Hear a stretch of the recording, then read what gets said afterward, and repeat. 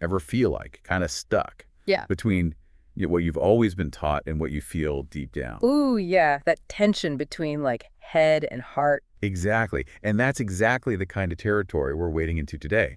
John chapter 8, verses 30 through 47. Jesus stirs things up big time with some Jewish leaders.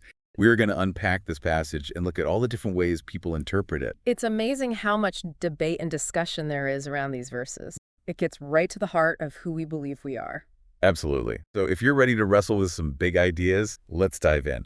So to set the scene, we've got Jesus talking to these Jewish leaders, right?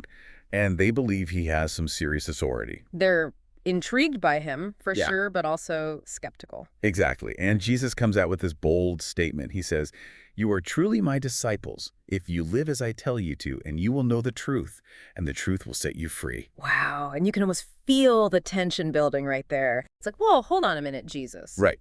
Because the Jewish leaders, they see themselves as already free. They do. They immediately hit back with, we are descendants of Abraham and have never been slaves to anyone. What do you mean by set free? They're clinging to that lineage, their heritage. Exactly. Lineage straight back to Abraham. That's their jam. That connection. It's everything. It means you're good with God, no questions asked. But Jesus isn't talking about that kind of freedom. No, he's not talking about who your ancestors are. He's talking about something much deeper. He's talking about spiritual liberation, and he's not afraid to shake things up. He says, very truly, I tell you, everyone who sins is a slave to sin. And that challenges everyone listening, doesn't it? Because he's not just talking to the Jewish leaders at that moment. He's talking to all of us. He is. He's forcing us to confront the things that might be holding us back. Like, what are those chains that we don't even realize we're dragging around? Exactly. Maybe it's fear, insecurity, or just getting stuck in our routines. So true. And then Jesus, he just keeps going deeper with this. He implies that their desire to kill him reveals something about their true allegiance. Oh man, here it comes. He says, you belong to your father, the devil. And you could just imagine how that landed. Not pulling any punches there. Nope. He's saying your actions speak louder.